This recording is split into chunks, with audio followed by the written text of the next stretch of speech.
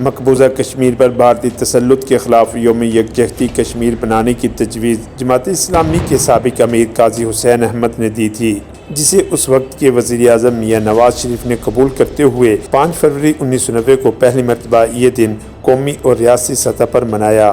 اس کی اہمیت کے حوالے سے دیکھتے ہیں یہ رپورٹ۔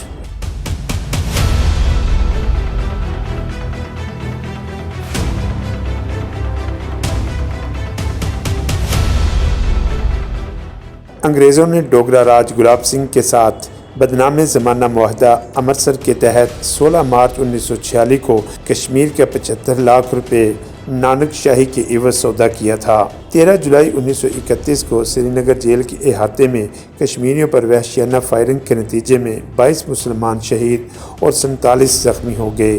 1946 میں قائد اعظم نے مسلم کانفرنس کی دعوت پر سری نگر کا دورہ کیا، جہاں قائد کی دور رس نگاہوں نے سیاسی، دفاعی، اقتصادی اور جغرافیائی حقائق کو سامنے رکھتے ہوئے کشمیر کو پاکستان کی شہر قرار دیا۔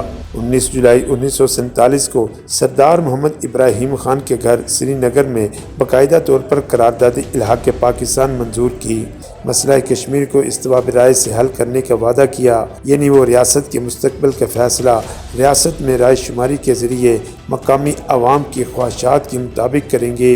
لیکن بھارت اپنے وعدے سے مسلسل مکرتا رہا اور ٹال مٹول سے کام لیتا رہا۔ اسی وجہ سے دونوں ملکوں کے درمیان 2 بڑی جنگیں 1965 اور 1971 میں لڑی گئیں۔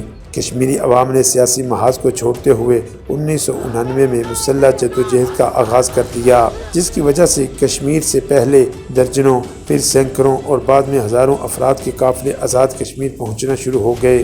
جماعت اسلامی کے امیر قاضی حسین احمد نے 5 جنوری 1999 کو لاہور میں ایک پریس کانفرنس منعقد کی اور پاکستان سمیت پوری دنیا میں مسئلہ کشمیر اجاگر کرنے کے لیے 1 ماہ کا وقفہ دے کر 5 فروری 1999 کو ہڑتال کی اپیل کر کے یوم کشمیر منانے کا فیصلہ کیا۔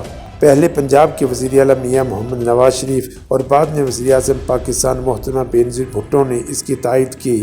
1999 کو یوم یکجہتی کشمیر پہلی مرتبہ اور 1990 کو تمام تر سیاسی اختلافات کو پس پش ڈال کر پوری قوم نے منایا۔ اس کے بعد گزشتہ 30 برسوں سے 5 فروری کو آزاد اور مقبوضہ کشمیر، پاکستان اور دنیا بھر میں موجود 15 لاکھ کشمیری تارکین وطن ہر سال یوم یکجہتی کشمیر اس عزم کے ساتھ مناتے ہیں کہ آزادی کے حصول تک یہ سلسلہ جاری رہے گا۔